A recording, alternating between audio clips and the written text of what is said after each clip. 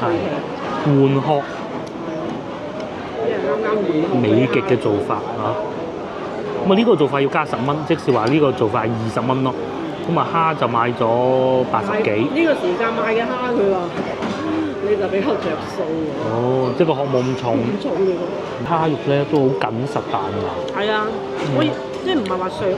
我有一次食過咧，削啊可能啲蝦唔好。同埋唔會好鹹啊個處理質都，冇睇下邊有汪水啊，細隻啊，因為佢未換殼啊嘛。係啊，細隻仲反而平啲啊。佢換咗殼就大隻咗啦嘛。我哋有一次咧，咪食呢啲軟殼蝦，覺得唔好食，跟住自此之後就冇買過。不過跟住今次俾佢又衰。肉嗰種，但係大家注意埋個價錢啦，佢又唔係話賣到好貴嗰種嘅。先唔好講佢話有欺騙做生意嗰啲事情啦，唔講。有一啲膏啊甩晒出嚟。係。